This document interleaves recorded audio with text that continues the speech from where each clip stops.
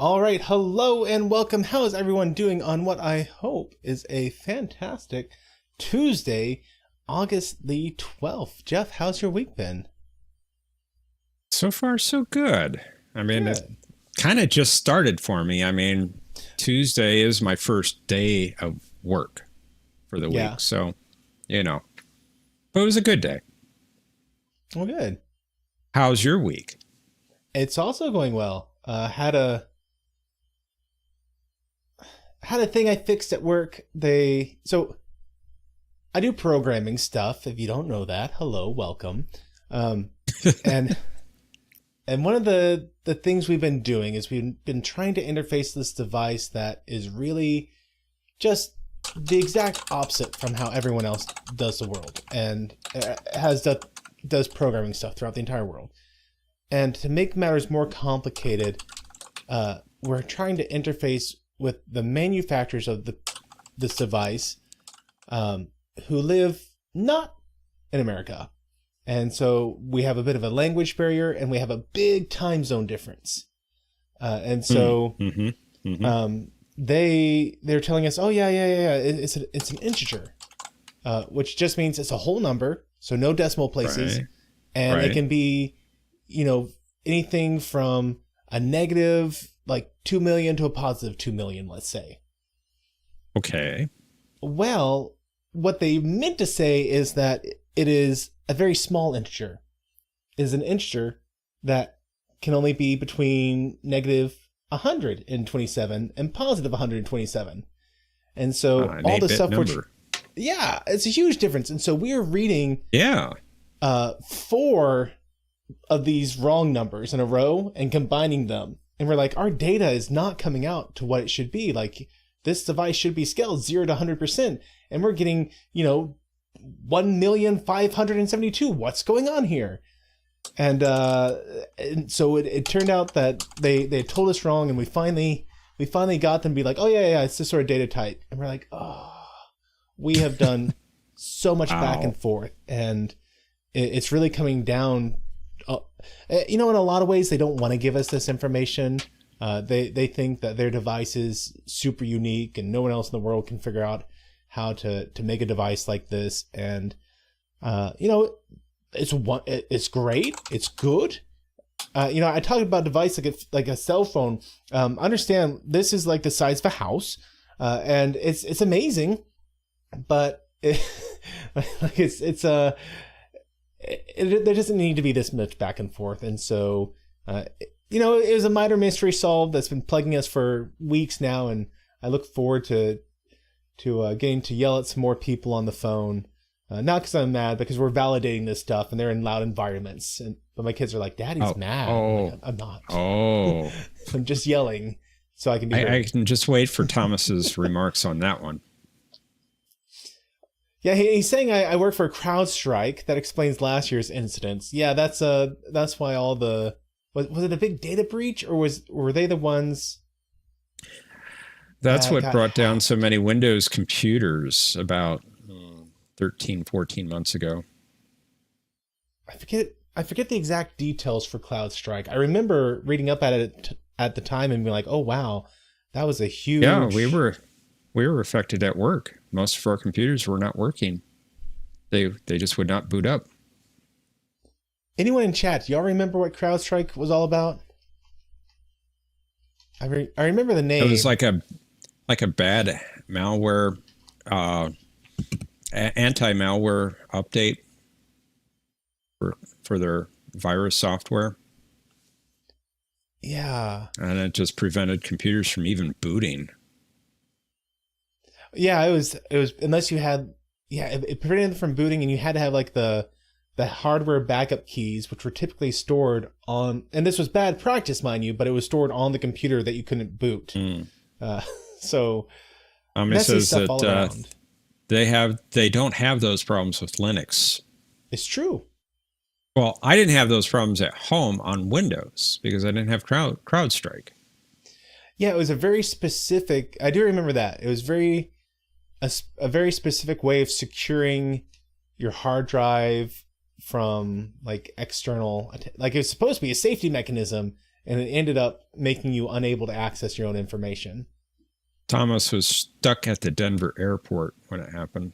That's right. I remember that. Mm-hmm. I mean, he got home eventually.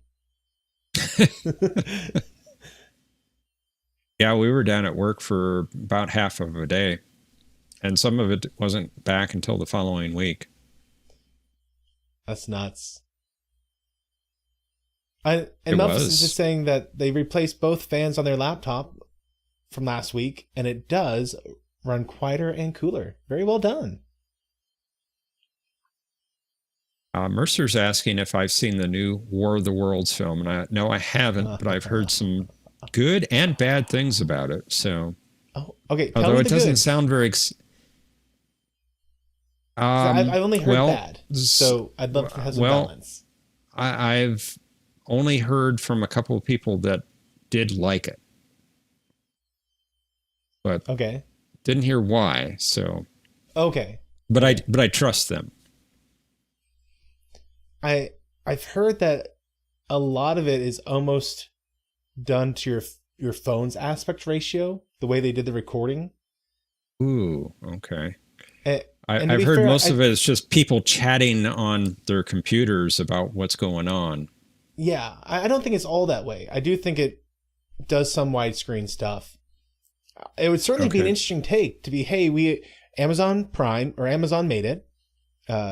And so to create a film designed to be watched on your phone, it'd be interesting. I could see something like a film festival entry doing that. Well, Anna just kind of spilled the beans. Jordan and Anna both liked it. Oh, good. And Mercer's saying it is widescreen all the way. Okay. Maybe just the ones I saw, maybe it just so happened that it was black around the phone aspect ratio. That could be. Like maybe he was doing a Zoom call or something, and it was focusing as if you'd actually see it on the call if you're on a phone. And I just happened to see that screenshot. And Mercer's saying there actually did used to be a streaming service that used portrait streaming. Who? I don't know. Thomas is saying, is it the Jordan Peele one? No, it's Ice Cube? Ice Cube is in it, yeah. Which, I mean, it's interesting. An interesting take on how to do a movie. The thing, so I have not seen it, full disclosure. I've not seen it either. I don't plan on seeing it either. It doesn't really sound like an interesting rendition to me. And I didn't see the Tom Cruise one either. I did see the Tom Cruise one. It was okay. The last one I saw was the 1950 something, 1957 maybe, 1953. I want to say. I think it was 53, and that was a classic. Yeah, I saw that one on the same day I watched Mary Poppins. I mean, not for the first time. Just it was a sick day. I watched both these things together, and in my fever dream, I dreamt I was in Mary Poppins' house, and Willy Wonka too. So I was in Willy Wonka's house. I saw Violet turning into a blueberry while the tripods are outside the mansion house, like mowing down London. That's funny. Craziest dream. One of my craziest dreams of my youth. So it's an interesting idea to do a movie like that, but it's not what I would expect from a juggernaut of a company like Amazon. Like when you have all that money and you're blowing it on things like the Lord of the Rings series, where they just say, hey, we're going to take this 100-year period and we're going to condense it into 2 years. And yeah, that'll work. So when I mean, they're spending money left and right. And then to just come out with this, like it's weird to me. The stuff I've seen is not the sort of production quality I would expect from an enterprise like Amazon. I saw the Dave Cullen review of it, and he basically said that it was not interesting because it wasn't compelling because you were just basically watching these people talk about the events that were going on in the world over their computers, and not instead of actually seeing what was going on. Yeah. And not just that, I heard some of the line reads from it, and a lot of them sound like, maybe first take, like not a lot of emotion being put into it. Like even the guy from Marvel, Agent Coulson, he does his takes as if he's reading just off screen. Like the cue card's just off screen and he's looking at it, reading it for the first time, and it's like they went, yep, that's good, let's move forward. Now I don't know they did that. It's just that's as if that's the amount of energy these actors are putting into it. I mean, I guess I would have to see it, but the way Dave Cullen, he summarized it by saying if you get past like 20 minutes of it, you're really a trooper. And I don't know. I guess Mercer saw it. Mercer, how much of it did you watch? Did you watch the whole thing? And Thomas! Wow. Yeah. Now Thomas is saying he enjoyed the Lord of the Rings series, which fine if you do. I confess I've read the Silmarillion several times. I really love the world around Lord of the Rings. And I do not appreciate what they did to Galadriel and to Gandalf, and just all those events, and turning Sauron into this character of, he was just this sweet man, he was going to live out the rest of his life and everything was going to be okay. It's really Galadriel's fault. It's all Galadriel's fault that she brought him back in Middle Earth and she saved his life, and she's the reason all this happened. It's like, no, he was a fallen angel, a fallen Valir, and he was evil to the core. Like this, he's not a sympathetic character. Not everything needs to be wicked. Right. Now, if you like it, that's great. I'm envious. I wish I could like it. And Anna, I love you very much. I'm glad you liked it too. I may not like it. It doesn't sound like something I would like or enjoy watching. Yeah, Tom is saying I should boycott me, but I hardly do anything. True. You barely do anything? Yeah, just once a week, and even then, I miss frequently, it feels like. So, well, maybe lately, but you've had good excuses. I mean, job and family come first. It's true. And Thomas, notwithstanding what he did, like, they're turning him to a very sympathetic individual. Like, even in Wicked, she ends up doing a lot of things, but she's still sympathetic. Mercer says, check out the pitch meeting for the movie. I know, Mercer, you like those pitch meetings, and some of them are quite well made. So I'll have to check that out.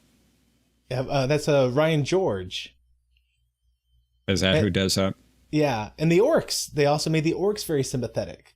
They just want to be left alone, but all the people keep hunting them down, and if they just had land to live on and were supported by the other nations, then everything would be okay, and the orcs wouldn't be these horrible creatures, and they're really just being abused by people in power. Welcome, Truck Reviewer. He says, #ban Thomas Potts. He's shaking his head over there. It's true, Thomas. You know it to be true. Thomas, I actually... Okay, so, like, years ago, I enjoyed Nerdrotic. And then I realized he had one episode a week that he did 5 times a week. And I sat there and like, wait a minute.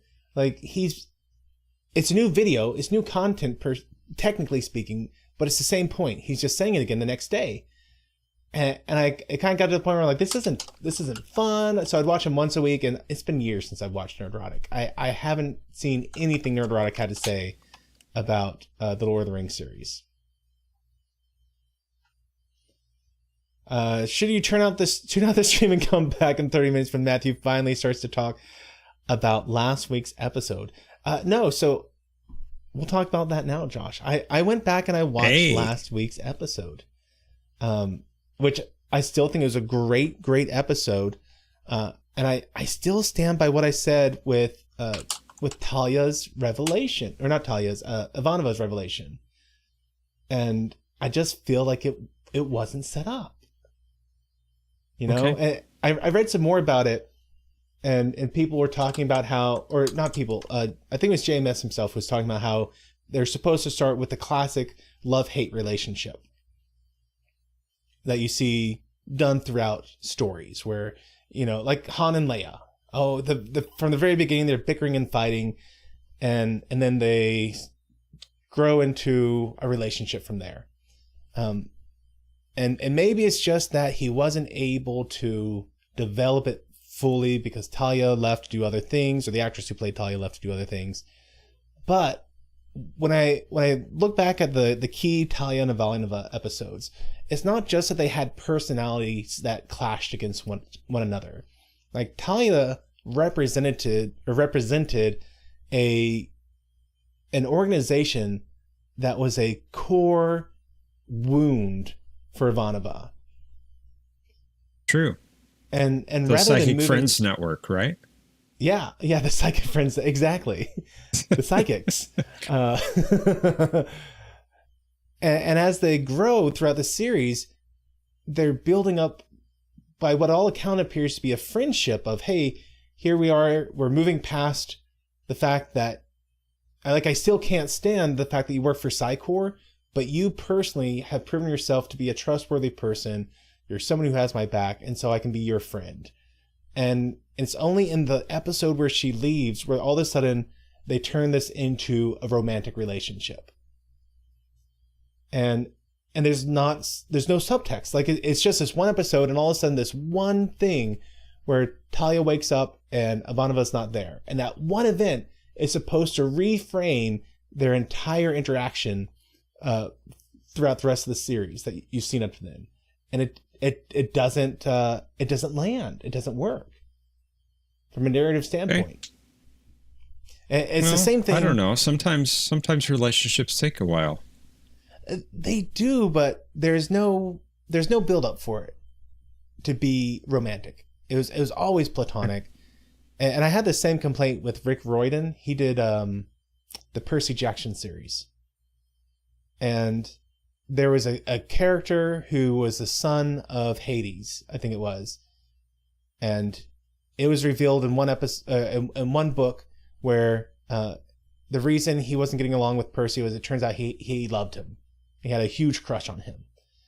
And it wasn't that from the beginning Rick had designed him to be in love with Percy, which it didn't make sense because when he first met Percy, he was like 4. And for him to be like, I had romantic feelings for him at the age of 4 is nonsense. Even beyond that, what he had done is he said, you know what? I want to make a character who's going to be gay. And I want to feature him in my book. And so I'm going to take this character that I previously established, and I'm going to retcon his backstory so that all his interactions, when I didn't know he was going to be gay, it turned out he always was gay. And everyone is just supposed to kind of fill in the blanks for themselves that he was always this way. And that's not how he designed the character. And so none of the lead up to it fits that. And so I have a big problem with that. Like it's not my favorite thing in the world to begin with, whenever they design a character like that. But when you design the character like that and you give no indication whatsoever, and you just kind of like last second, boom, recontextualize everything else that came before, it doesn't work. So I have a question for you, Matthew. Yeah. Which was worse, this with Talia and Ivanova, or Seven and Raffi? Seven and Raffi. Seven and Raffi, hands down.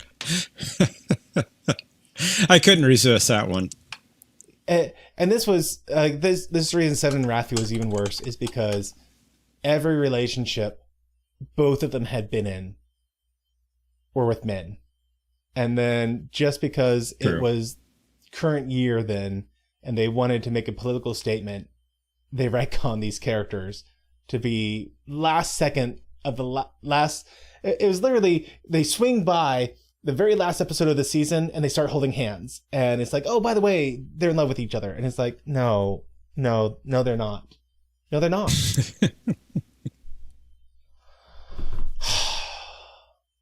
Sorry, I just couldn't resist that one. Yeah. Low-hanging fruit, you know. Yeah, I didn't dress up as Vir for this one. I didn't, Joel. That would have been funny though.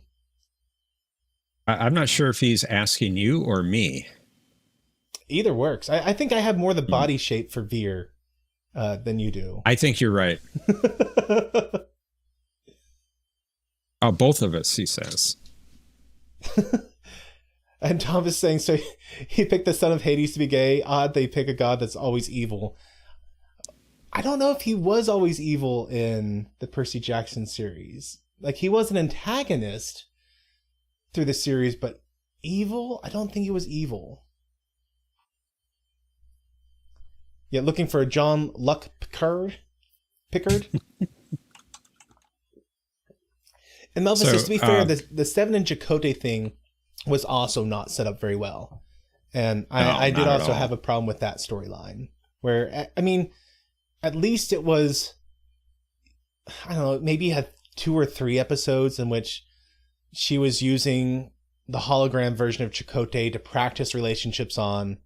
And so you at least had that planted in there. But I think it was weak. It was. And I think they literally did that episode just to have grounds so that later on they could be like, oh, and look, 7 and 9 has actually had this thing for Chakotay, even though they were like just a handful of episodes apart. I want to say they were both in the 7th season. They were. They were at the end, weren't they? I think so. That's great, Mercer. I'm glad you want to watch Babylon 6 or 7. But there are no Babylon 6 or 7s. Omni's saying, who would I approve of 7 to have a relationship with? So, here's the thing. Track with me on this. Think about the way they did Tom and B'Elanna. Where you had a long build-up of them growing and developing into a relationship together. Such that by the time they finally decided to propose to each other, it was very much a, yes, I fully believe this. Whereas if they had started just with that one, like the one hologram episode of her and Chakotay, 100% accept, no problem. The problem was they didn't really do anything with that until I think it was the last episode, wasn't it? Did they get one episode before the last one where all of a sudden Chakotay is bringing her flowers and it turns out they're in this secret relationship together? And you're like, wait. You're telling me that because there's one episode where she used him as a dating simulation partner that they actually had this secret relationship now? Like, there was no substance to it. And they wrote it so I would have this big emotional, like, oh, from it. And there was no framework for me to respond that way. That just screams HR nightmare right there. Recreating a shipmate. Right? But hey, you know what that really proves? It proves the old adage, it's okay if you're hot. When Geordi did the exact same thing when he was trying to save the Enterprise and he had that flirtatious relationship with Enterprise's designer in the holodeck, it was not okay because he was not hot. Yeah. 7 did it, and Chakotay was very okay with it. So, double standard there. Thing. Yeah. Yeah. Yeah, Leah Brahms had everything about her except the fact that she was married. And like, don't get me wrong, I'm not saying that you can't have relationships in shows. I'm saying if you're going to make it a big pivotal plot point, you have to have seeded it narratively leading up to that. Or else you just go, oh, and by the way, suddenly the Borg appeared and assimilated us all. but we're okay now. Like, no, I don't believe it. It's actually the same sort of thing was actually a complaint I had for Star Trek TNG Season 1. Where, and I mentioned this on Discord a couple times, that there'd be something happening in the episode where they want me to have emotional feeling for it.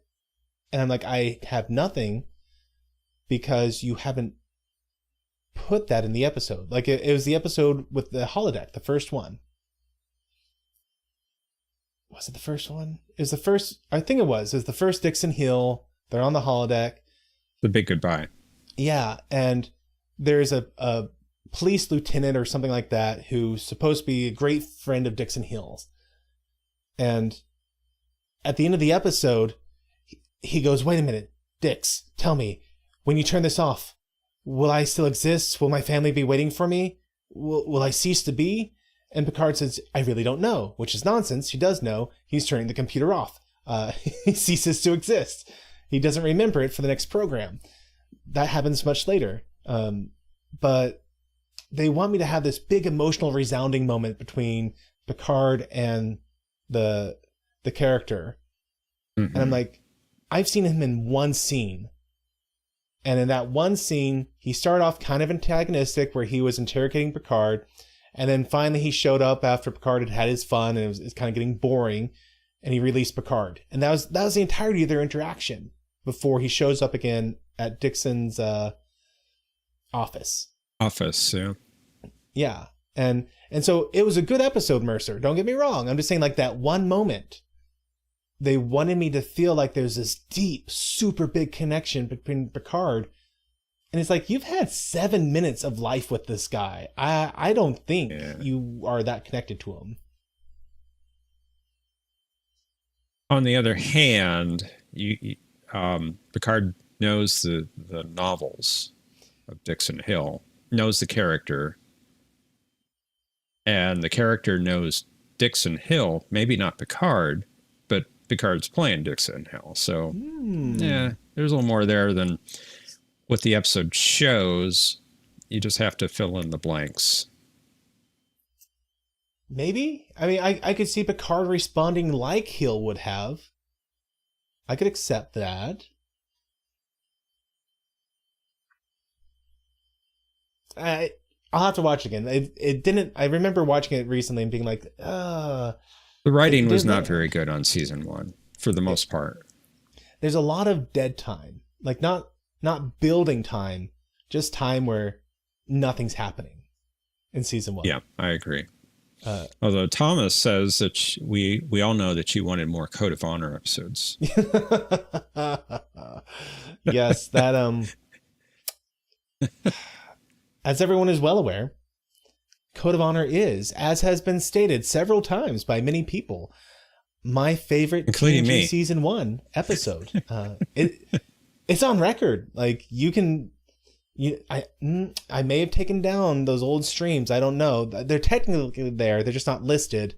But it's out there. It's out there. Yeah, Farpoint Encounters up there too. It is, it is number 1. It is my number 1 something episode of TNG season 1. Don't want to ask what. Most infamous episode. In fact, this is. We know you love that scene with Tasha in the courtroom. I don't know. Okay. So this might be a video worth all itself. Jeff is having fun triggering me. My face is starting to match my shirt here. Yeah, it is. So maybe we should get to the episode. This might be worth a video by someone at least. The worst scene in Star Trek. I might make a ranking list at some point where S is bad. An S tier list where S is like, you don't want to be on S. You want to be worst scene of Star Trek ever. I'm not a fan of Mikey Spock out debating a computer to be able to lower the force field. That's a pretty dumb scene. Yes.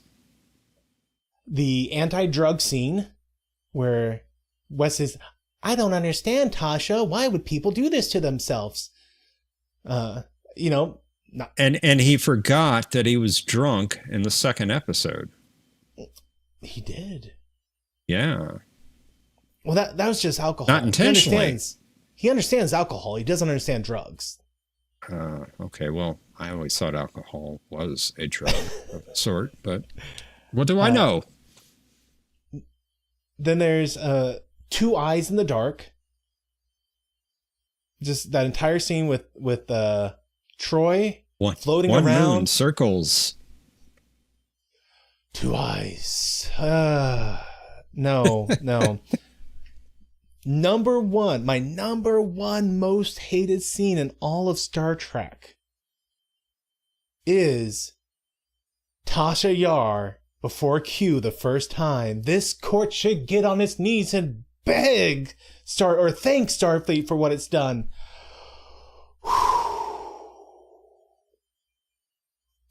Serenity now. Serenity now. I had no idea this conversation was going to go in this direction. Yeah, so I don't know. Maybe someday I'll find time. Pure acting, chef's kiss. Her acting talent has never been matched, surpassed many times, but never matched in that scene.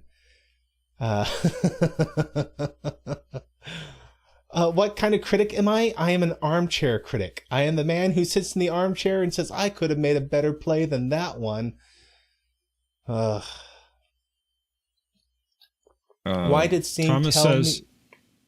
Yeah. Go ahead. Why did Steam tell Thomas at 3 a.m. I was playing a game called Satisfactory? That is a great question. Are you sure it was at 3 a.m.?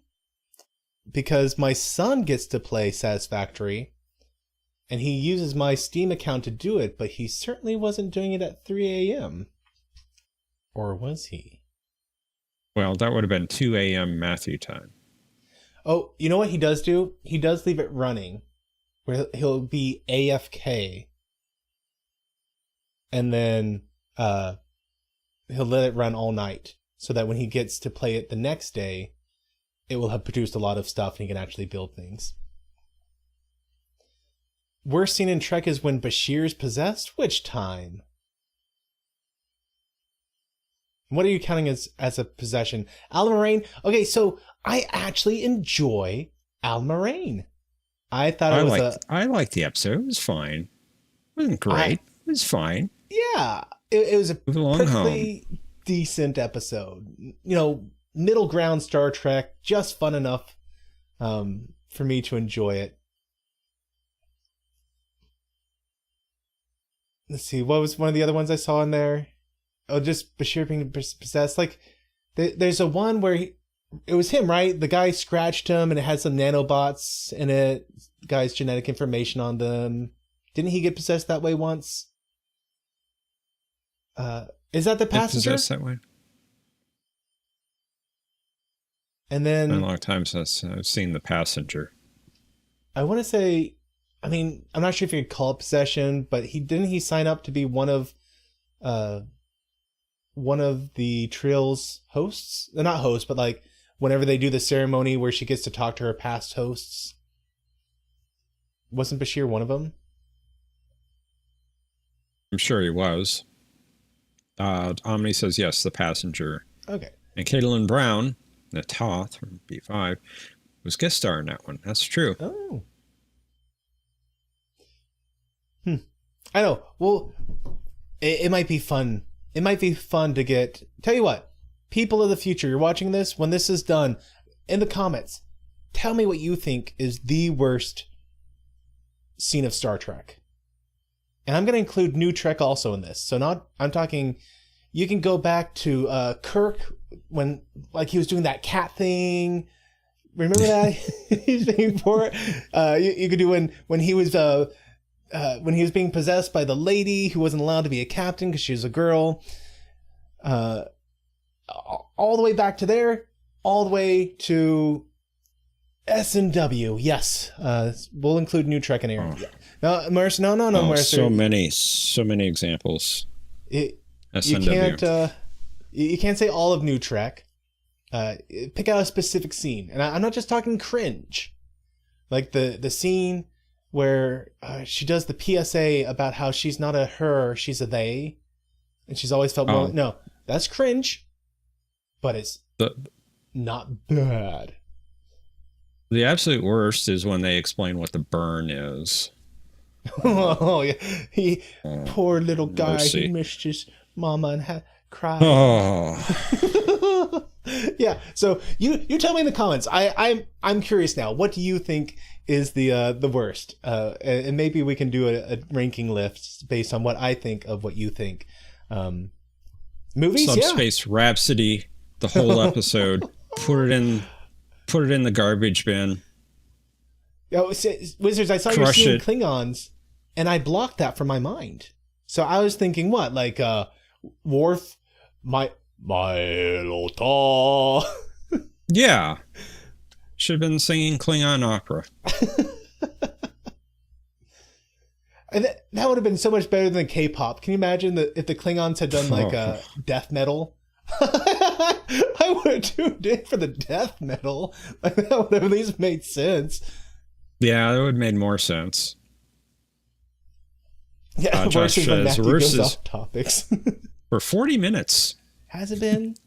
It's been close. It's been close. Okay. Sorry. Y'all got me on an amazing rabbit trail, clearly. Let's talk about Babylon 5. Because you know what doesn't have a laundry list of bad scenes to pick from? Babylon 5. Oh, there's a few. There are a few. But not a laundry list. Not a laundry list.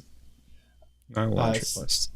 So, last week, I bet I made a prediction about this one because I have been dying to get to this episode. Yes, I know. Sic Transit Vir. So you said the motto of Virginia is Sic Semper Tyrannis. And you have been so patiently waiting for this episode. You've been so patient to not speculize. That's true. Theorize and speculate.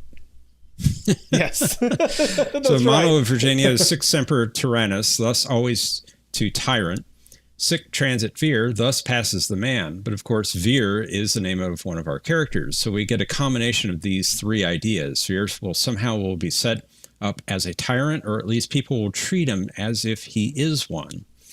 The more he tries to prove he is not a tyrant, the more that the tyrannic people will assume he is. So someone will try to assassinate the cruel tyrannic rule of Vir. They must get him at some point.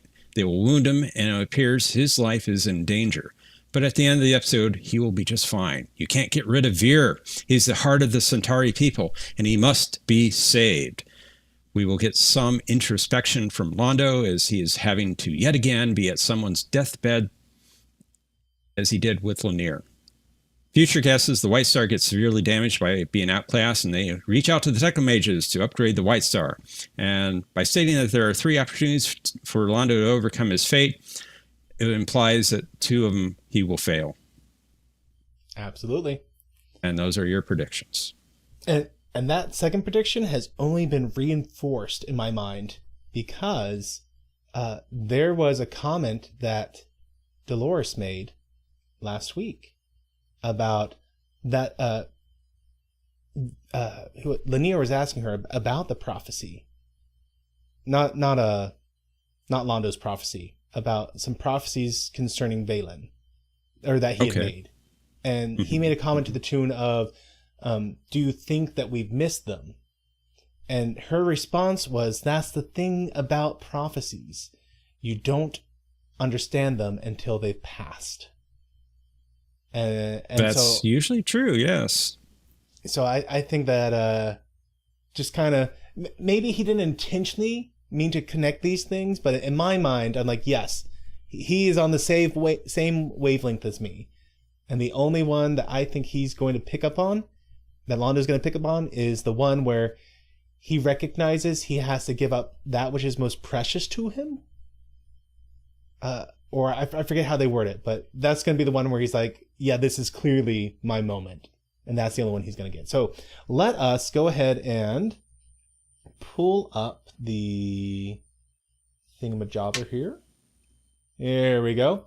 So if you're new here, welcome. I hope that you have not been driven away by my wild ramblings as we talked about not Babylon 5, but Star Trek. You're in for a trip with me. Sorry. But, sometimes a subject comes up and you just got to run with it. But hey, welcome. The way we do things here is I will usually forget until right about now. And then Jeff, thank you. He'll cover this for me. I will pin the link right there. Come join us in the screen room. What this lets us do is it lets all of us right now jump over there and sync up all of our watch times together so that what I'm seeing is within a couple seconds of what you're seeing. This won't work after this stream right now. After this stream, you need to go and watch it through one of the many great options that are out there. You can go to, I think it's Roku has it. And I think that Tubi TV has it. It does. All right. Indeed. So, I just watched the episode a little bit earlier on Tubi.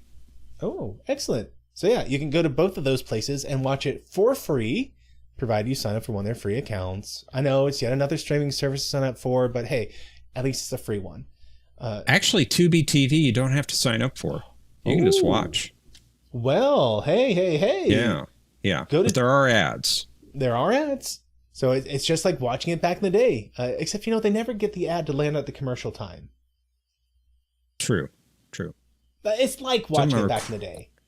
Some of them are quite odd, their placements. Yeah. So, but hey, you can at least watch it for free, no accounts, with ads.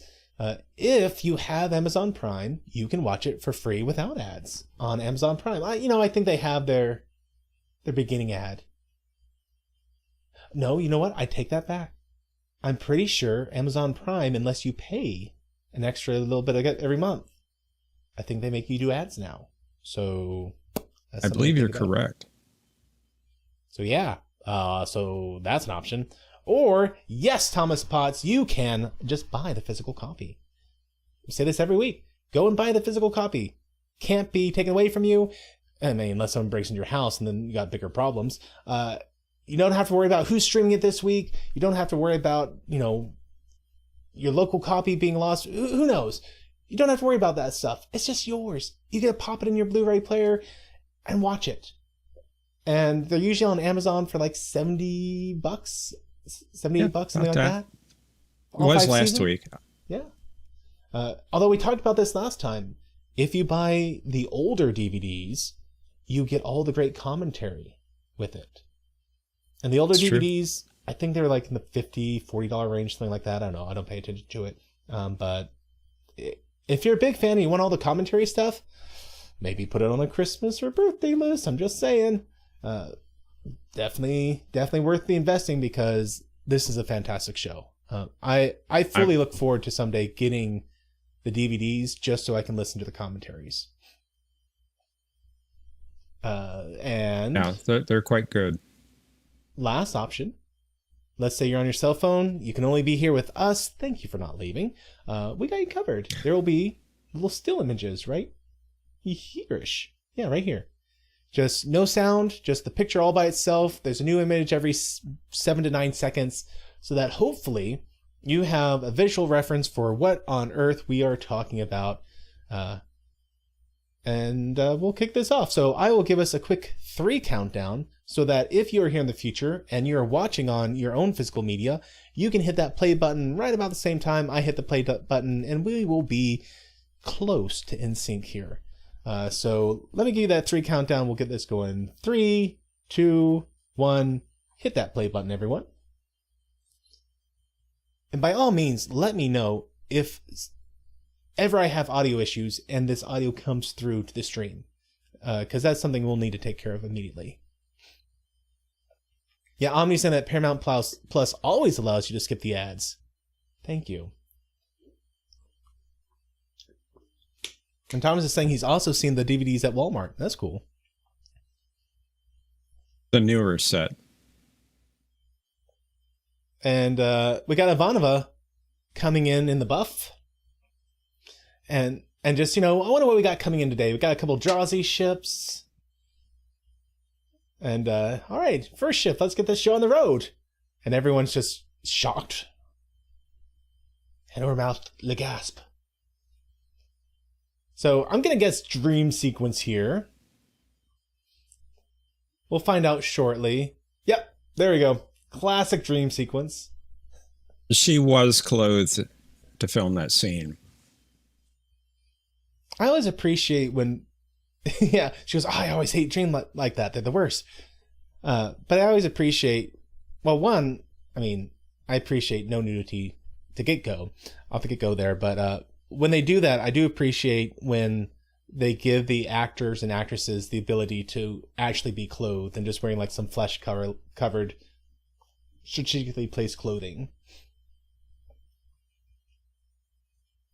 His future seat as emperor. That's true. A prophecy was given to both Vir and Londo that they will both be emperor.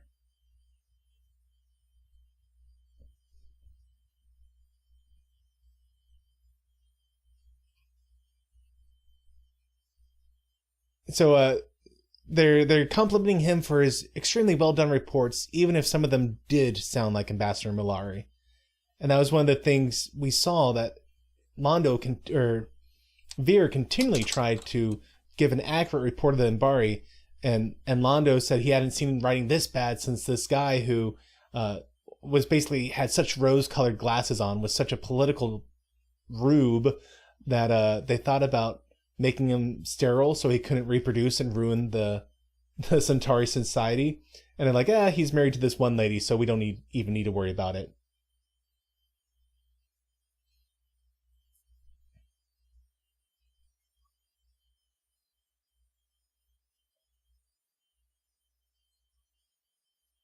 And so this guy's heard a new joke, and he says, what's more dangerous than a locked room full of angry Narns?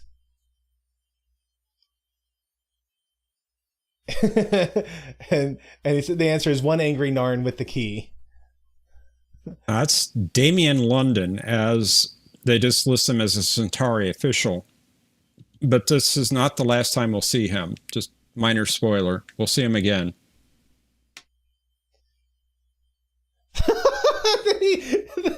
Then Vir opens a locked room with Narns. And he looks quite surprised. But then a Narn shows up behind him and closes the door on him.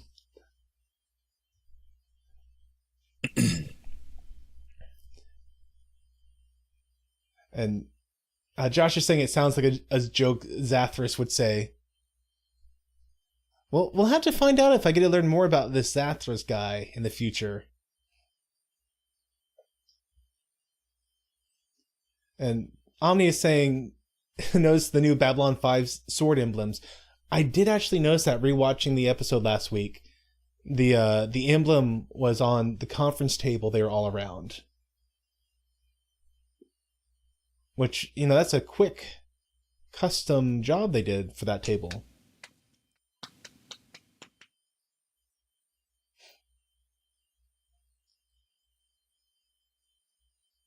Joel says Zathras is beast of burden, sad life. Is that one of his sayings? It is. And Josh, I've actually never had the underwear or naked dream. Like, the classic, I woke up and I was in my underwear or I had a dream I was at school in underwear or at work in underwear. I've never had that sort of dream.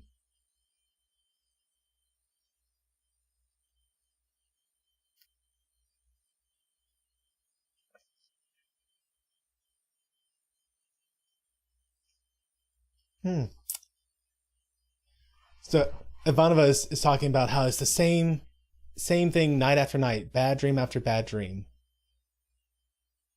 and she's like, I get the dreams where you're dreaming that your teeth are breaking and falling out, and you wake up and you're or the one where you're trapped in a maze, but this one, ugh. And Omni's calling out the right shoulder patch is the Ranger emblem.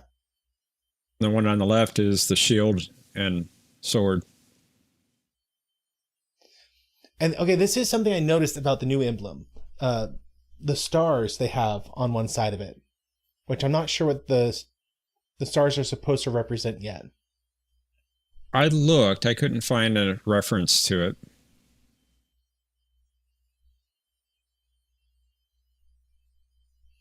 Yeah, 6 stars. Are they on both sides? Okay. I thought it was on one side, but I fully trust you on this. In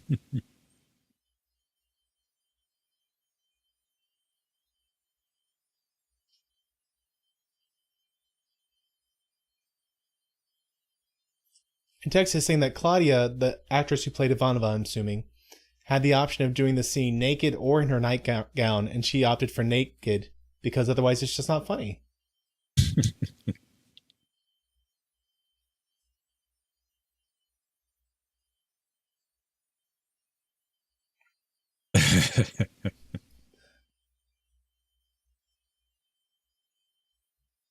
I don't know if you caught it. Sheridan said that at least she's not having the dream where she's coming to work naked.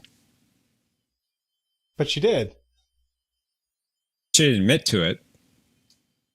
I thought she said last night I dreamt I showed up to see the CNC naked. No, she didn't. Oh, okay. She didn't.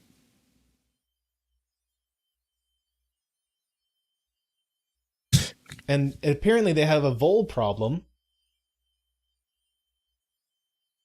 A really bad vole problem. It's a bug problem.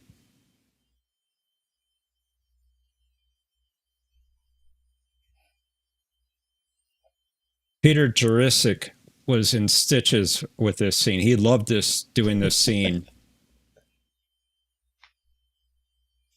Oh, Trevor Lawrence saying she said she was totally unprepared for work. Okay. Yes, that is what she said.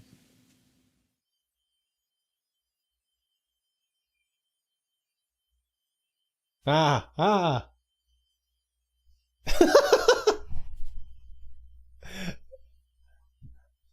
And so Yolando is saying there's this weird brown thing with 8 legs. So I hate anything with 8 legs, which, spider reference. And they said, well, except for the Vizzini. And I only like them because they're really bad at cards. Something about the compound eyes.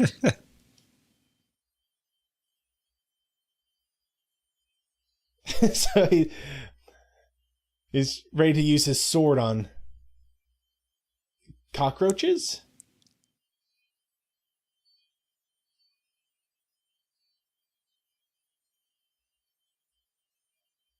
And they're making quite the dramatic music for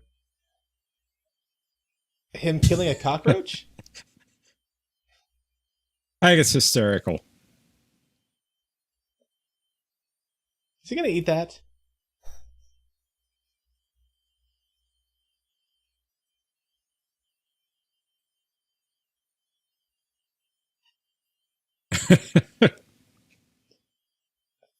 And so he's commenting about how, you're smaller than I thought you were.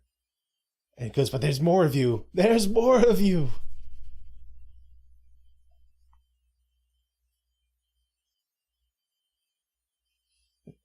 So a beautiful Centauri comes in. She goes, you are Ambassador Malari? And goes, for you, I would be anything.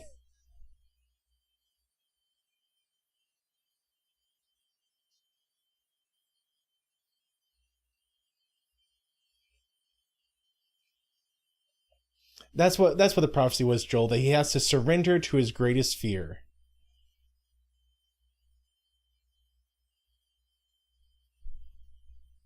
Well, that's the thing, Londo. He's disassociating himself with the shadow spiders now.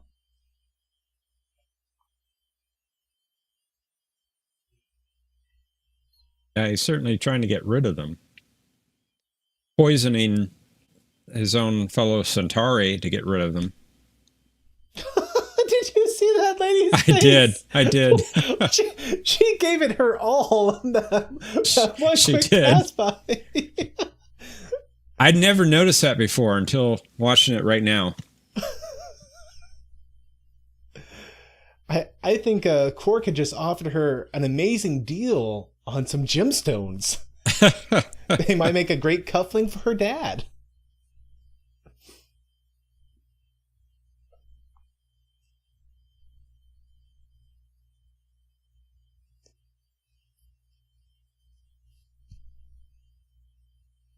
And so one thing that's going on right now, aside from that great photo, he's explaining why Babylon 5 is getting a moment to breathe. That they're very low on the priority of the concerns of the president right now.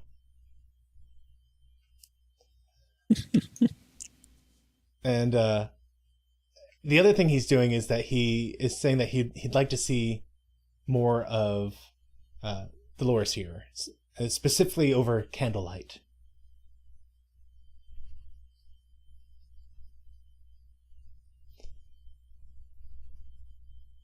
And Londo's hiding something.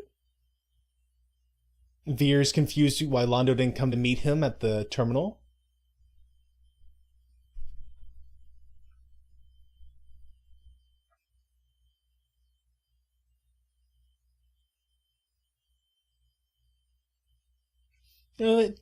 Nothing new at the Imperial Court.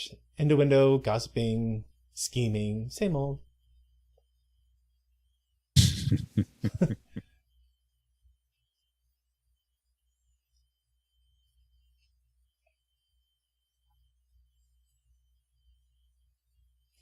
Solano's saying, is there anything that interesting that happened while you're there? No, nothing.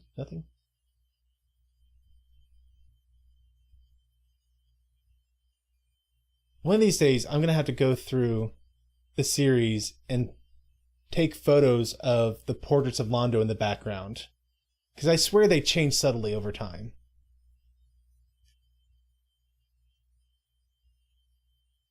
No, I don't think he has yet, Josh. Yes, has Zathras caught on to what happened in the room full of Narns? I have not. So Vir's hiding behind Londo. He's this young Lindisy is Vir's wife, or at least she will be in a few days.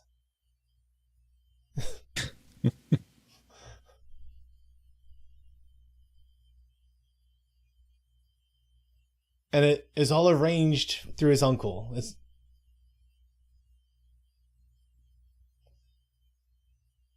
And so Vir is taking on the role of the Disney princess who is against the arranged marriage.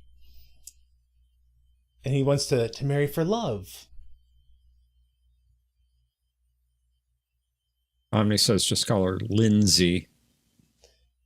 It's where this was going anyway, let's be honest. Probably.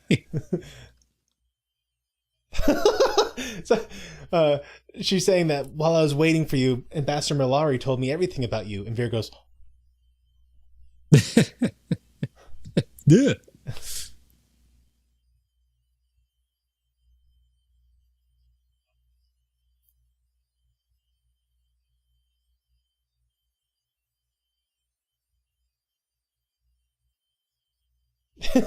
It's saying if you see something this big with 8 legs coming your ways, let me know. I have to kill it before it develops language skills.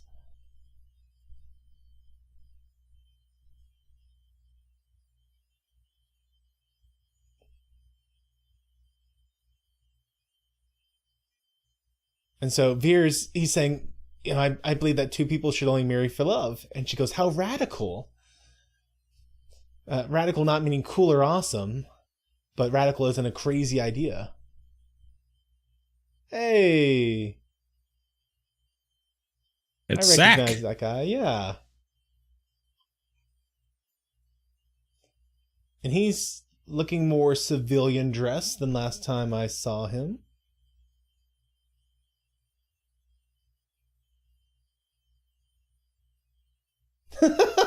So he's commenting on how this view, getting to see it all at once, it makes you feel naked before the universe, and Ivanova bristles a bit at that.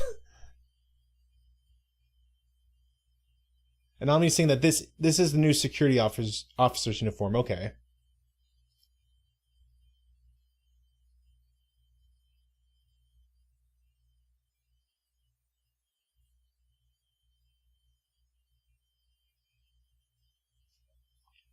So he's bringing this report up that a name stuck out to him that that apparently, allegedly, Ivanova signed off on a Centauri coming in whose name was Abraham something something. And they're like, what? That makes no sense. That's not a Centauri name. And so she looks at this alleged paper and she sees whose office it came through, who we don't know yet. Abrahamo Lincoln. Abraham Lincoln.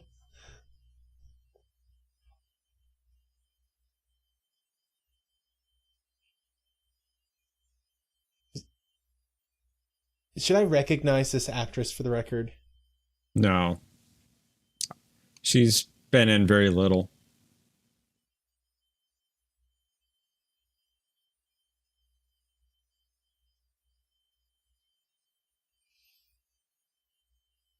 And so Vir says, we need to get to know each other better. We might not be suitable for each other. And she goes, perhaps, but we'll grow into it.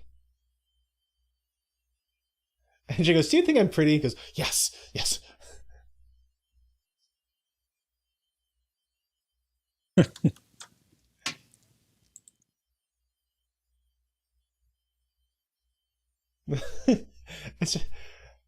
So apparently they're talking about delirium, and he says, I always associate delirium with fever. And she goes, then let me be a fever from which you will never recover.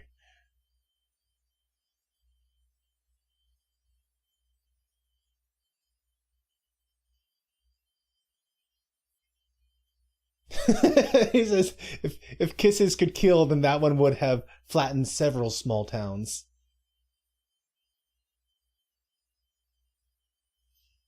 And she's saying the marriage ceremony is just for show. Our marriage is already legally finalized. And even if he sends her away, then she's still going to be his wife, at least in name.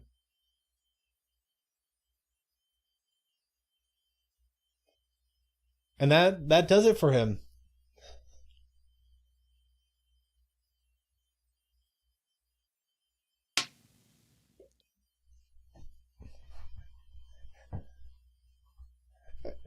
And so Ivanova says, you're late. And he goes, I'm sorry, I was otherwise engaged. Well, engaged and married.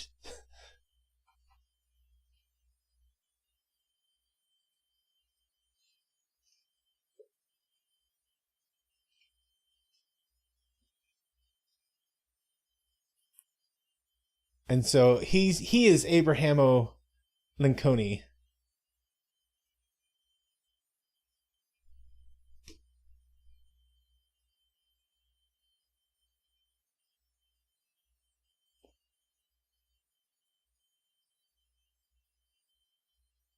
So apparently these were some Narn who were on the homeworld to work in factories. And he's saying that the Narns come voluntarily. That he's moving Narn off the Narn homeworld to other places that are better conditions.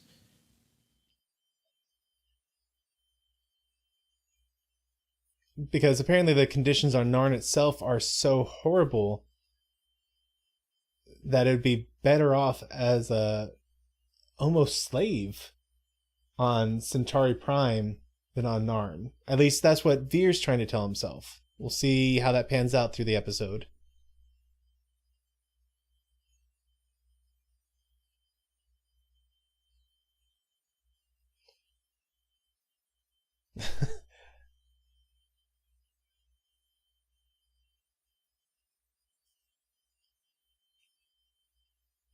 And so he cooked flarn for her, which That was when they tried to do the ceremony where after each bite you had to have a time of meditation and thankfulness. Yes. Which he definitely did not fall asleep. He was just in deep meditation. Exactly. No, Bruce Boxleitner, he got them to write this scene based upon him himself, the actor. He's not a good cook at all, he claims. And if he tries to cook, you get the result of what you saw in his kitchen. Pots and pans everywhere, just a mess. And the food is not very good. So she gets him to quickly look behind him, and she just is dumping spices on the flarn to make it barely edible. And he seems to be quite proud of him, pleased with himself. And she's saving face for him. She lies to save face for him. Oh, yes. Oh. Oh, no.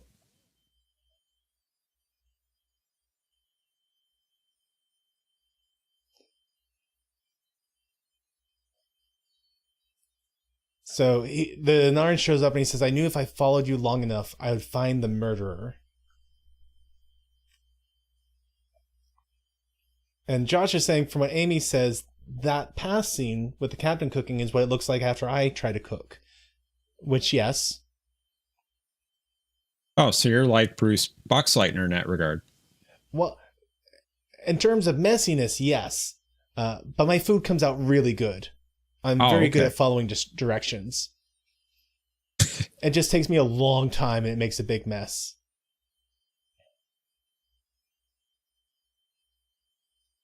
And so the Narn says something, Nasha Shankar.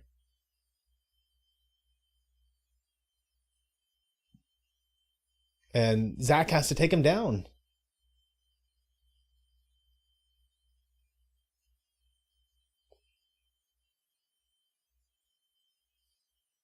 And Vir has no explanation for the attack. It's complete mystery.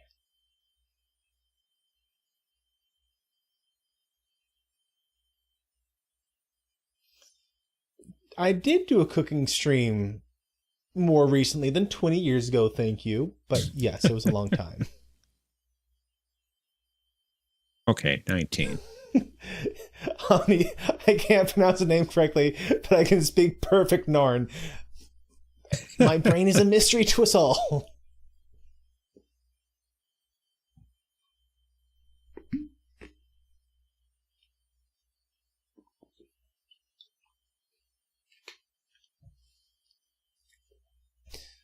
So you gotta wonder, is Vir the target or is his lovely wife?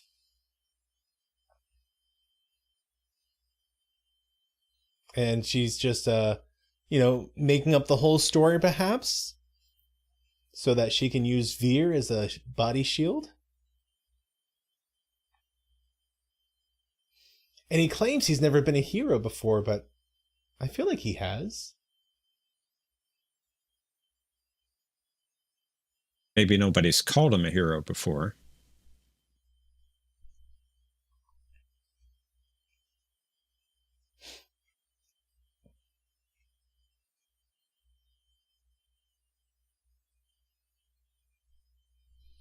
So apparently the Shankar is a blood oath.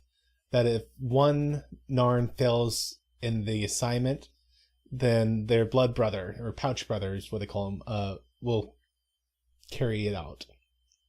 So even though they're able to stop and unfortunately kill this one guy, there's someone else out there.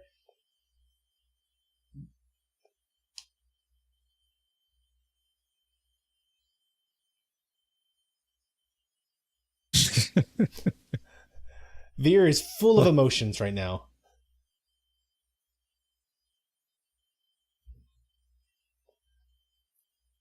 And so he says, what do women want when things get, intimate?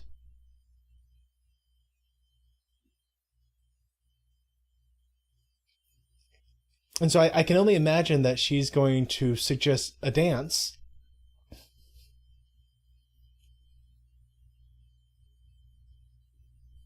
And Tex is saying that we've heard of the Shankar before, when Natoth saw Deathwalker.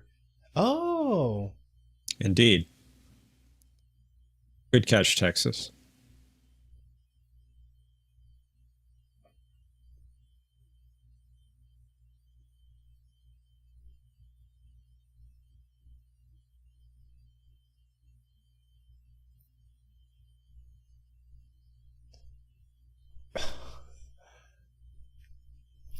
We are learning so much about the Centauri.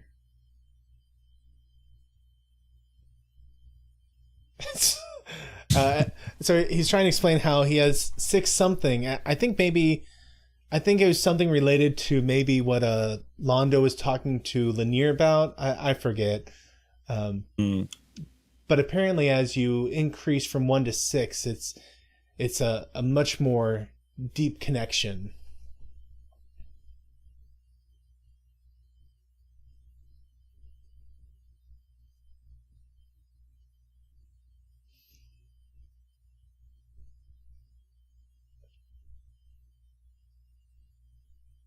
And so she's trying to explain that sincerity and enthusiasm and humor can get you through lack of experience. I love how she put her hands together like he did and realized it and immediately pulled them apart.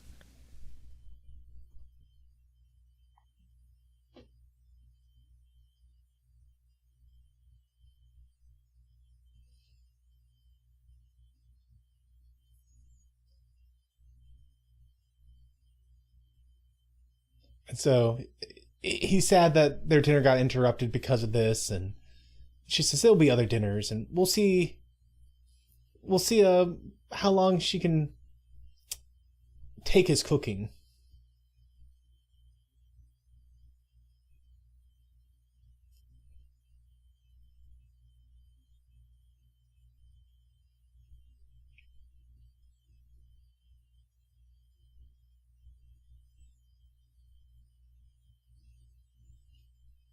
And speaking of relationships at work, they've done a good job building up this relationship. Though I will note I have one small complaint that I feel as if it was supposed to be for Sinclair. And the switch out was an unfortunate necessity, and they kind of tried to keep this going.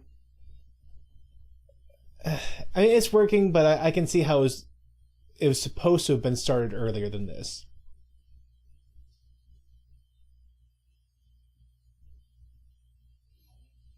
And Ivanova ruining the kiss.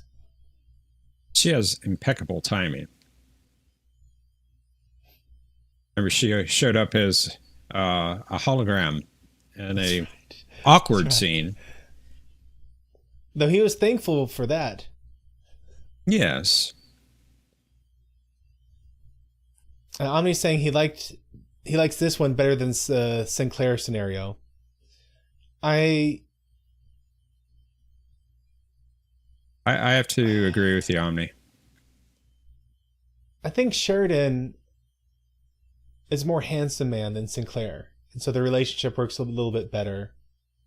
But like, what do you mean by this scenario? Just the fact that he used to be Star Killer? We'll get there. Okay. I'll wait till I see the whole story. Okay, I'll wait. And by whole story, you don't just mean this episode, right? You mean their whole story. Right.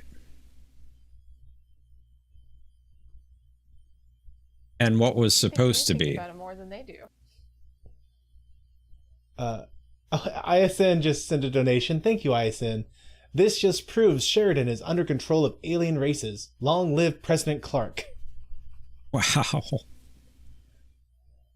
Uh-oh. And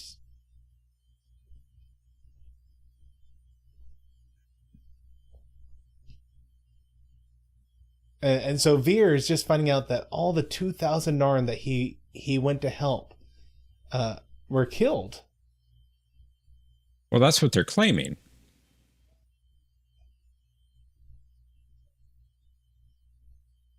And Londo he's patting him on the back. Well done. It's 2000. It's a good start.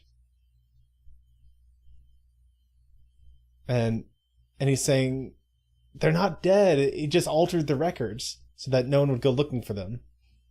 He said, I had to do something. They're women and children.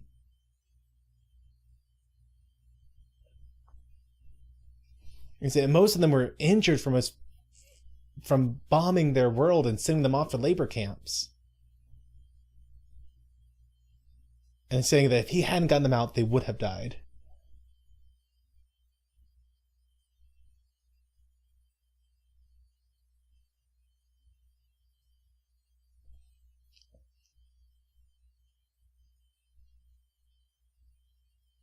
And they said, well, why do the records show that they died? And he says, well, because back home, no one cares about dead Narn. They only care about the living ones.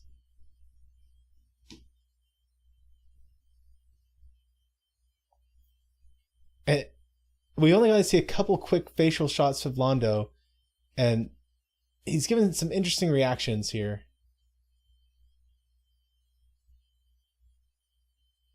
Okay. It was interesting because on the one hand, it looked almost as if he was, as if he was kind of cut to the core by Vir's compassion against his own compassionlessness. But then he talks and he says, that he's really upset about the position that Vir has put him in. That he's going to have to deal with the blowback from this.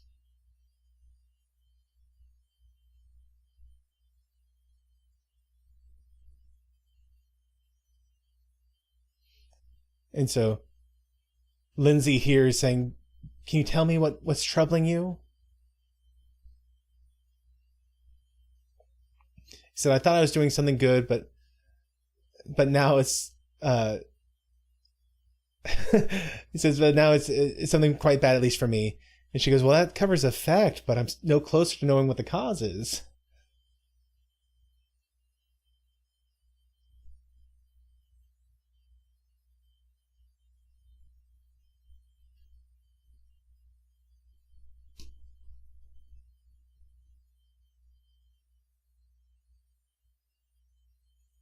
Ooh.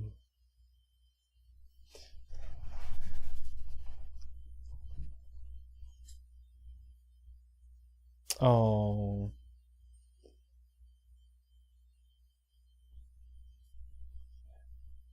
So the veil is lifted.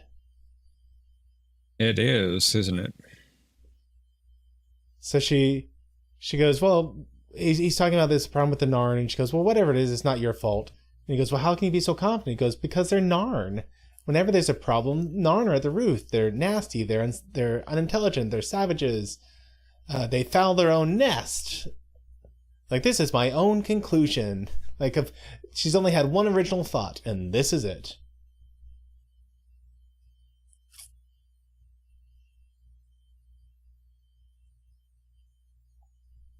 Which I'm not entirely sure I believe her.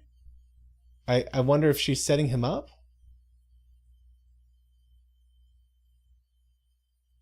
So she brings him somewhere and says, open your eyes, lights gently.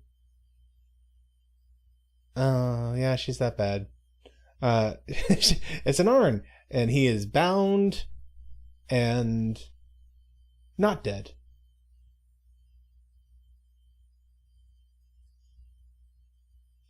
And she said, I saved him for you.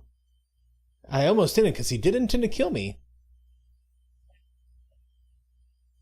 Apparently she's been trained quite well.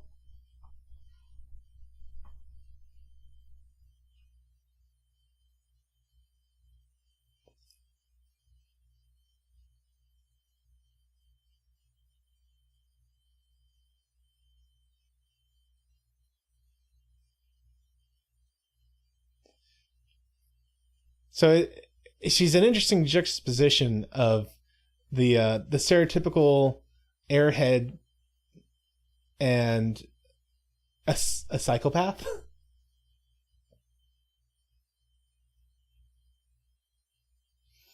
And so she's saying that she remembers seeing this guy. She was going to kill him, but then she studied him for a long time, and she realized she recognized him on Narn.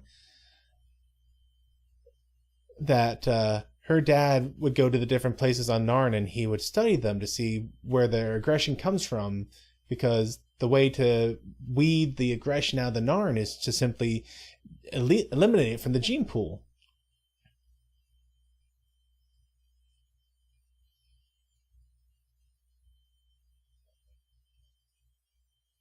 And how they genocided a village, apparently.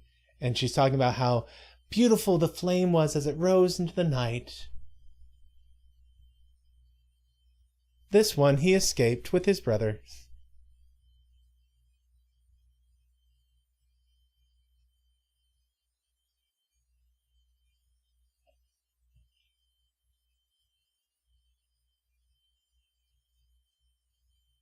And she pulls out the dagger the Narn was going to use and says, he was going to use this, but I saved him and you, and this for you. As head of our new household, I'm going to let you have the honor.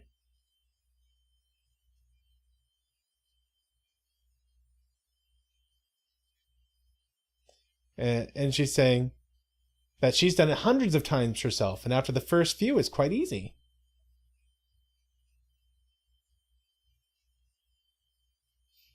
And she says, please accept this one as a token of my love for you and a testimony of our marriage. She's quite something. Goes the White Star. Was it? White Star, yeah, flew out off front of the frame. Yeah, never get involved with crazy.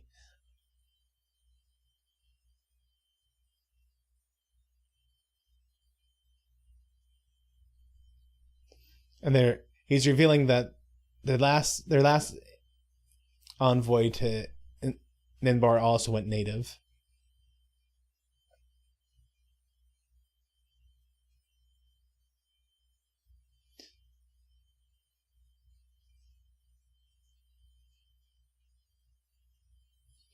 So the solution that they've come up with, or Londo came up with, is that all records are going to be destroyed, and he's not allowed to speak about this with anyone.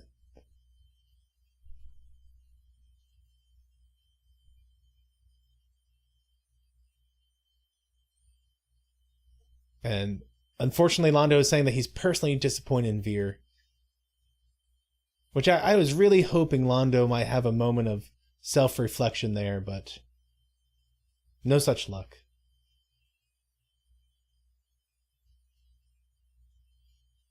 Ooh, interesting commentary there. He says that this is kind of my own fault. I should have never sent you to Inbar before I finished your training. Which kind of mirrors what happened to Vir's wife. That she admits that the first time she was forced to kill a Narn, it was hard and she didn't like it. But by being forced to do it repeatedly, she was able to accept it as an acceptable act, even though she's clearly crazy now.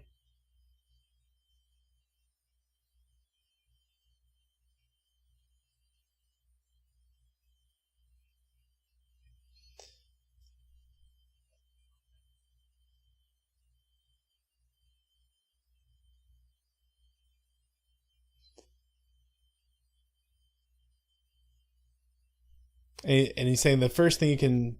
So he's basically going to be under station arrest. And the first consequence that Vir's going to have to deal with is saying goodbye to his wife. And that while her parents aren't canceling the marriage, they are seriously reconsidering it. And Joss is saying that he's disappointed because he thought Vir would hide it better. I think Londo's really gone off the deep end at this point.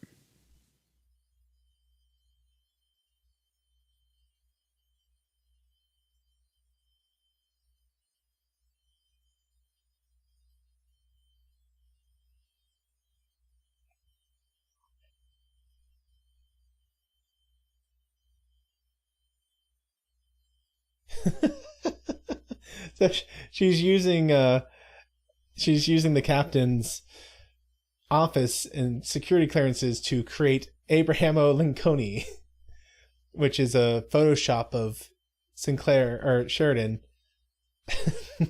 as a Centauri.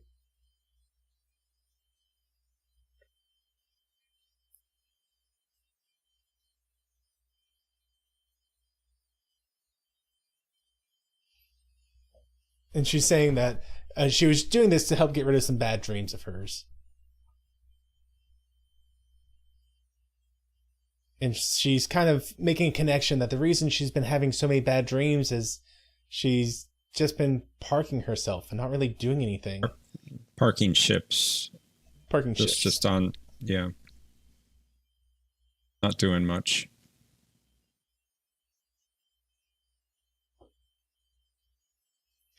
And so Sheridan appoints her the official Babylon 5 sneak in resident.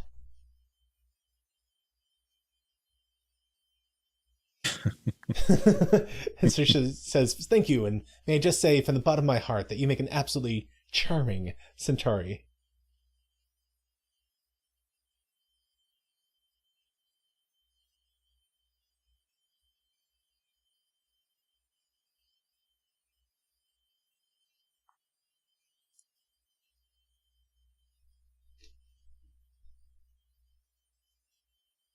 And so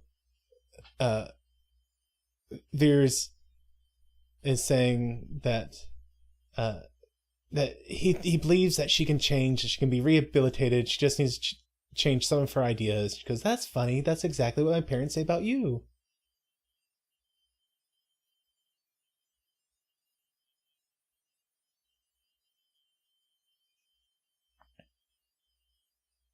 And she says she's going to wait for Veer, which, I mean, Veer's a good guy. He's worth waiting for. But she is 2 scoops of crazy. Absolutely.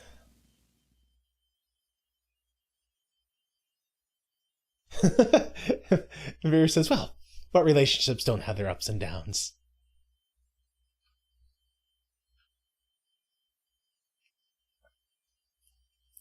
All right. Well, Jeff, thoughts about the episode? This was a good character piece. We learned more about Veer, what he's been doing. His relationship passed a little bit. We get more insight into Sheridan and Dolores's relationship. They're getting closer together. And the credits just started over for me. Oh, yeah, me too. Weird. Yeah, it's very weird.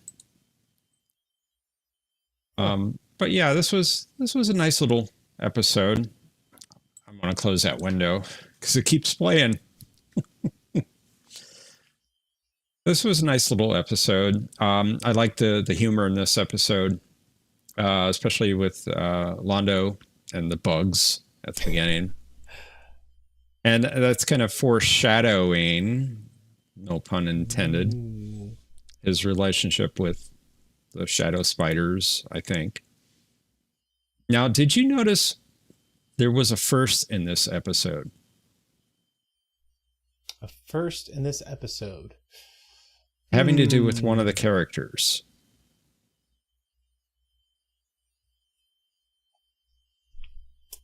Let's see. You could stretch it and say the dream could have been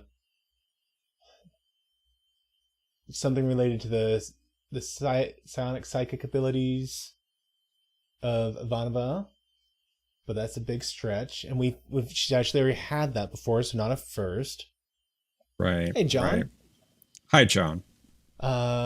She was naked. That's a first, but I don't think that's what you're talking about. No, that isn't what I'm talking about. Veer, well, I don't think you're going to get it. Yeah. This was the first episode that did not have Michael Garibaldi in it. Oh. He's been in every episode up to this point, including the pilot. Where was Garibaldi?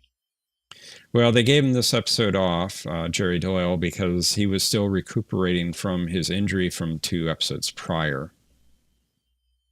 Okay. And Omni, you're right. He was injured. See, I'm just so used to having episodes without the lead character in it. Yes. Although we've always had the top 3 in the past, that being the commander or captain, and then the second in command, as well as Garibaldi. Always have had those 3 up to this point. There are very few series which feature someone so consistently in every episode. I'm trying to think, there's some. It was Sequest, the Franklin character, who was the second in command. He appeared in almost every single episode of Sequest. Him and Darwin, almost every episode, as I recall. I think in season 3 they kind of got away from Darwin a bit. I don't think he appeared as much. Maybe he did appear in every episode. I'm not sure. John could probably tell us now that he's here. But there's definitely a time when I want to say the animatronic fort or prop fort was busted. Oh, really? Okay. And like they had to fix it, or I think that's why he wasn't. I don't know. It's been a long time since we did their Sequest streams, and he wasn't in John every says episode, no. but he was in most, wasn't he? Him and Franklin, maybe Lewis. John says Avery Brooks was in every episode of DS9. Wow. Picard was probably in almost every TNG episode. I think he was. And I think Janeway was in every episode. Pretty sure of that. So the your main character almost always is your top star. Josh wants to know, where would you rank my prediction for this week? So I thought you were fairly close. I'd say probably a 7 out of 1 to 10, maybe 8. I mean, really? he wasn't mortally or almost mortally injured. He did get injured. I mean, he had the cut on his lip, but he wasn't near death. Yeah. Londo wasn't by his side at the deathbed. So, but the rest of it, I think he got fairly close. He wasn't made emperor. No. So I'd say the only thing that I wasn't, really got. That wasn't part of your prediction, was it? I don't think it was. I went back and I listened before the stream tonight. I feel like the core thing I got is that he was involved in a misunderstanding that made people think he was a tyrant. Yes. And his pursuit of that caused people to think he was more and more of a tyrant. So we didn't see him become more tyrant, or the assumption of him being tyrannical grow through the episode. So I was wrong about that. But we did see that his actions resulted in people thinking he was a big tyrant. Yes. Well, in fact, at one point they thought he had 2,000 Narn killed. Yeah. So in some ways, I think he got this pretty spot on. Some of it, not so much. So, I would say around a 7. I'd say 6 might be generous on my end, but I'm pretty... Okay. Well, I'm a generous kind of guy.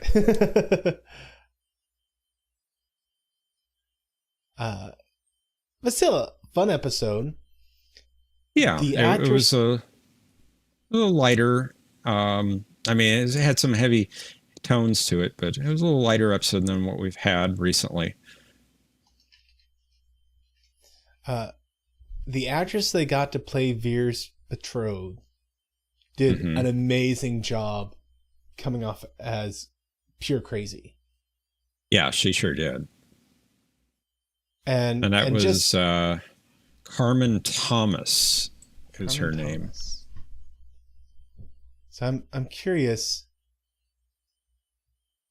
what else we've seen her in. Because she, according to IMDb, she was, let's see, she was in more than I thought. Her first acting was in something called The Bear from 1984. She was in Revenge of the Nerds 2. She was on All My Children for a few years. Trying to find something else that was notable. The Lazarus Man, which was a TV series in 96. Yeah. Face Off. She was in the movie Face Off. ER. Halo 2, a video game. She had a voice credit, uncredited. I may be recognizing her voice from that. If it was one line, then no. If she was someone who spoke often, or even if the one line played often, that's where, because as soon as she spoke, her voice did sound familiar to me. Her face also looked familiar. I might be recognizing her from Face Off. Yeah. Okay. I don't know. Yes, I won't go down Texas that makes too much. Texas makes a good point. She rarely blinked. Really? In this episode. Huh. So, yeah, before I was getting distracted with what she was in, I think that she did a great job coming off as crazy. The not blinking, I didn't notice, but that really helps. But just the way they frame it from at the beginning, you're like, wow, she is really intense on being Vir's wife. And, you know, that's weird, but she's just someone committed to the old ways. All right, I'll grant it. But like, she did a good job just seeming a little too enthusiastic for it. And then when she starts to unload about just how filthy she thinks the Narn are, and that veneer comes off, like that's when things really escalate. Yes, indeed. And the way she was describing how beautiful it was as the fires destroyed these Narn and burned them alive, like that was like, wow, she did a great job in that scene.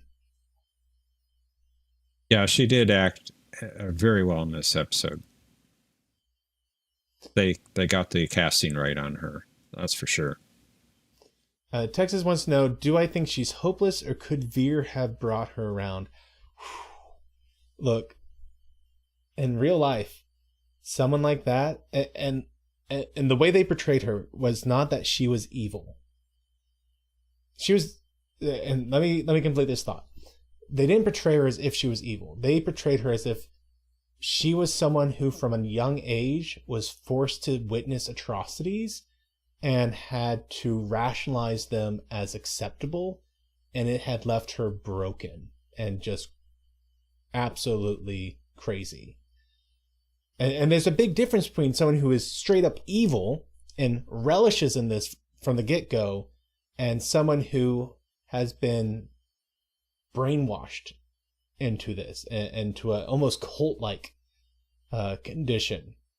I would agree with that. That's a good comparison.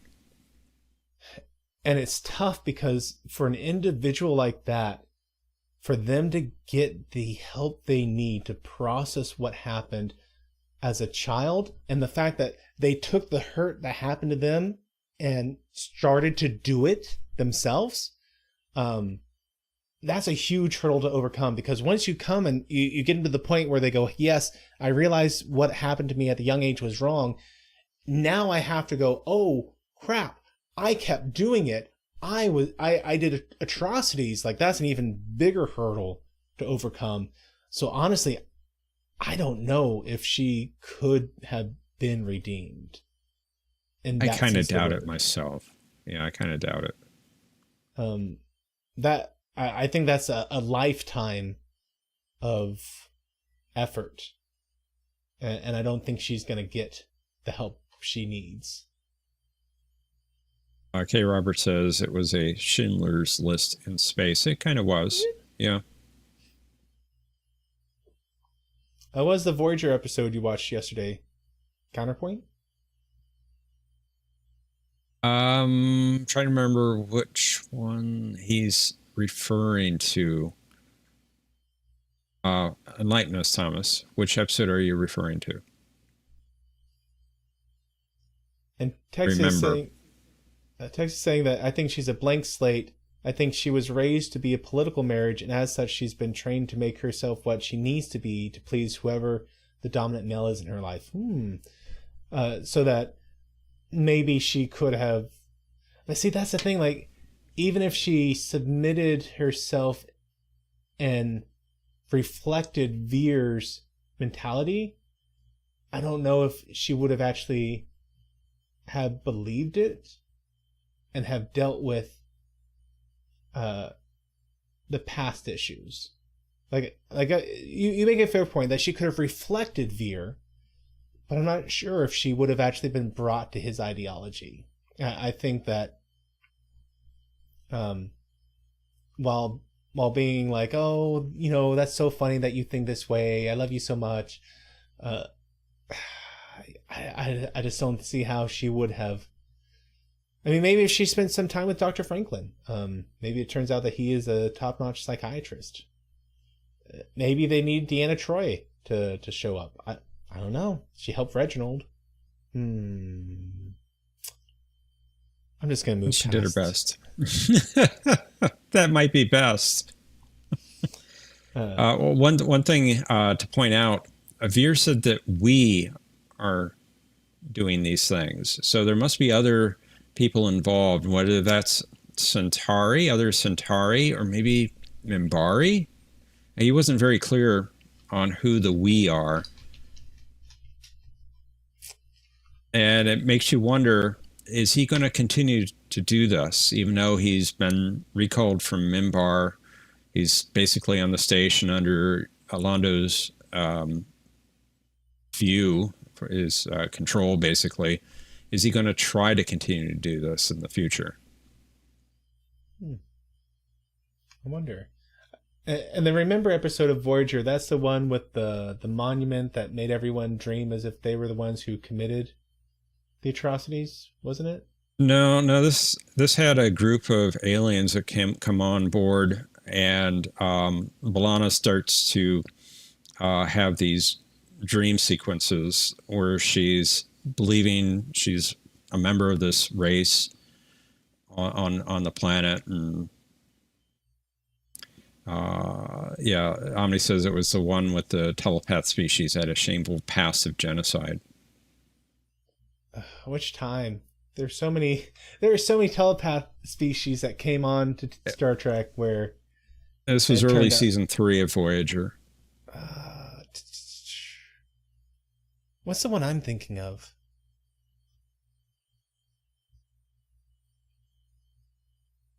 I'll have to watch it again. It's not. Omni says Memorial is the one you're thinking of. Memorial. Okay. Remember Memorial. I mean, all right. Yeah. And similar titles. Yeah, same thing. Now, one thing about the Narn that she captured toward the end of the episode, it was never clearly stated in this episode what happened to that Narn. He was tied up on the floor. Yeah. She was presenting him to Vir to kill. It doesn't really portray what happened to him. And there was a line cut that should not have been cut in the editing. And this was up on CNC. Ivanova has a line that reads, "The Narn is recovering in med lab." So that got cut by accident for time. They didn't notice it, and it went to air that way. Omni saying Vir killed him. No, so, I mean... JMS was queried on this in the Usenets, and he said, well, I swore there was a line. I'll have to go back and check. And he did go back and check, and then he found that line was cut. I guess I'm a little surprised that anyone would assume Vir killed him. Yeah, you wouldn't think he would. But then, did she kill him? I guess even without it, I'd made the assumption that Vir had not killed him and got him away safely, and they doesn't feel the need to show the argument about it. Yeah. So it was a little sloppy there at plot point, but yeah, this was a pretty good episode.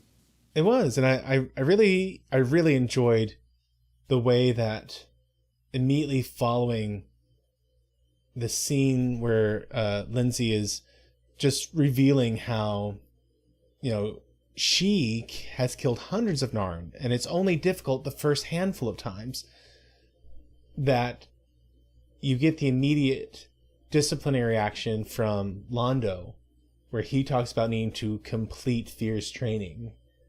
The same kind of desynthesizing him to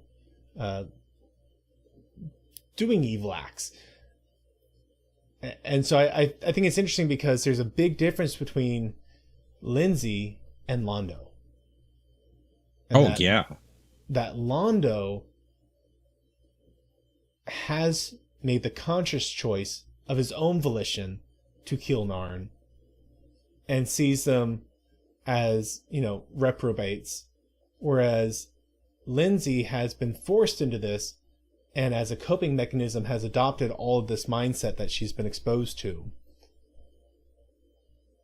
But I think Londo's... I'm sorry, go ahead. I say that's exactly what Londo wants to do to Vir. Yeah. I think Londo is really starting to hit bottom here, though.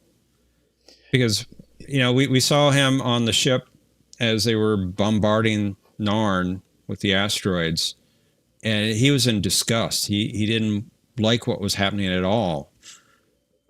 It's true, in the council session after that, he was very vindictive and very pointed at Jakar, and but he was towing the line, I think, there of his people, of his government. Here, he's happy. Hey, you killed 2,000 Narn. Yeah. Good job, Vir. So I really think he's hitting bottom. He doesn't care if any Narn are killed. Yeah. Kill them all. It just sounds like he wants to wipe them all out. I honestly thought after last week we might see him coming out of that mentality where he was rebuking Rifa. And like, you're setting up wars across dozens of fronts that we don't need to do. You're going to pull the Centauri people back. We're going to focus on the important things. So like, hey, maybe this is him coming out of that mindset and getting himself away from the Shadow Spiders mentality. And no, he just excuse me, he just sees this as a bad deal for the Centauri. And so in his mind, he's like, no, I'm fine with killing Narn. No problems there. He's more concerned about the safety of the Centauri people, of Centauri Prime. He wants to pull all the ships back, stop these wars, protect Homeworld from a potential shadow attack later. He wants to save his people. But the Narn, they can all die. So it was a fun episode. It wasn't like deep revelations or anything, but like you said, it was a good character episode, and they did a great job making it fun to watch for an episode that not a lot really happened in. And Ivanova gets scenes too here of comedy. Yeah. And she was always going to JMS saying, "Oh, give me something fun to do. Give me something interesting to do. Don't have me just up on CNC routing ships around." So she does some comedy here, and she does, and we've seen that in the past where she's had comedic bits.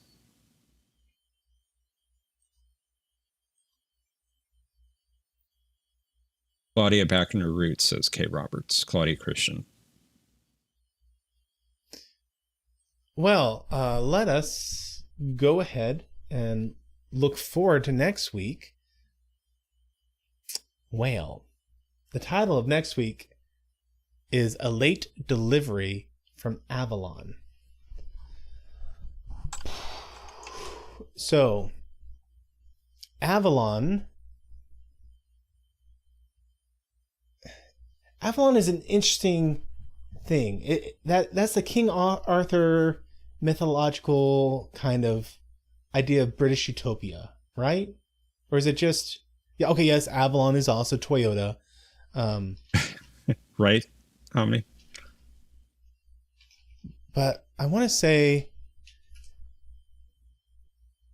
Am I sure it's not Avon? No, Avon is makeup. Avon Calling. Yeah, Avalon. It's a legendary island in Arthurian mythology. It's a almost utopia. It's where Arthur's supposed to be, or where he's supposed to come back from. It's associated with themes of healing and rebirth. Yeah, so it's interesting in saying a late delivery from Avalon. I can only assume that they're trying to tie into the Arthurian legend. So what would be coming late from this place? A king? A leader? A weapon? Get the sword and the stone back? Well, that was an Excalibur. That was just a random sword. Getting Excalibur back. It's going to be something they need. It's something that they needed in the past. I think since we just had a character-heavy episode, that this is going to be one of those episodes where there'd be no way I'd be able to guess it. Because it's going to be a bit of a standalone episode. As much as Babylon 5 does standalone episodes, you know. They do have them. So maybe what we're going to see is this will touch base with our good friend Strider. And with Marcus. I knew who you were referring to. Isn't Avalon where the fairies live, the Fae? Yeah. Is TKO a standalone episode? Yes? No? You want to call it standalone? Not with the Ivanova scenes where she's grieving her father, the ceremony. I think he looks a little bit like Aragon, to be honest. As soon as I saw him, I'm like, hey, he looks a lot like... Anyway, we all know me in faces. So... See, the problem is I'm not sure what they'd actually be delivering. I think that what we're going to see coming from Avalon is going to have something to do with the Rangers and specifically Marcus, and it's going to be something that is supposed to bring healing, but it's coming at the wrong time. And so instead of having its intended purpose of helping, we're going to see that it ends up causing some system disruptions on B5, and eventually it has to be sent away so that at the appropriate time it can come back and actually be useful. There we go. That's my guess. Yeah, Kosh gets a luxury sedan delivered, but it came late. Yeah, maybe sedan. The techno mages are coming from Avalon with the delivery of upgrades. It could be. You don't know. For the White Star. For the White Star. Yeah, for the White Star, yeah. Yes. Maybe Londo is missing his first of 3 opportunities. Well, you don't know. Is there air? I'm glad you mentioned that, because there was a point I forgot about this episode tonight. So we have these Narn that the 2000 Narn that are officially dead, but they're not. Ooh, do not and kill. This may the ones that are already dead. Yeah. So does that play into the prophecy with Londo? Ooh, we'll see. I like you pointing that out. Because yeah, like I almost forgot that. You won't understand. Like when prophecy is written well, you'll see all the hints throughout the series, but you won't get it until it passes. So I look forward to seeing that. And we also something about a guy with one eye, I think, was the other one.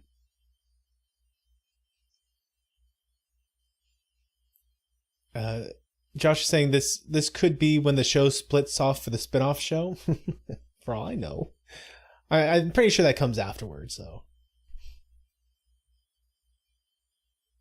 This is Sebastian's handing out canes. If only we had those canes earlier. Thomas says, spoilers, Jeff. I gave away no spoilers, sir.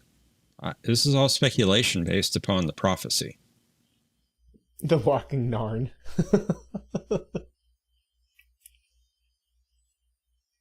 Well, guys, thank you so much for hanging out with us for another week.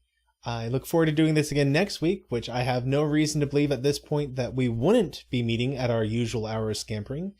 So until then, everyone, take care. Thanks for joining us. We'll see you next week. Thanks for watching this video. If you enjoyed it, please be sure to hit that like button and share it with your friends. If you haven't subscribed yet, I hope you will. And be sure to hit that bell icon to be notified of all the updates I do on this channel. If you want to support the work I'm doing here, then I hope you'll consider becoming one of my Patreons, where you'll get early access to all kinds of videos. And until the next time, may the Lord bless you and keep you. May he cause his face to shine upon you and be gracious to you. May the Lord lift up his countenance upon you and give you peace. Amen.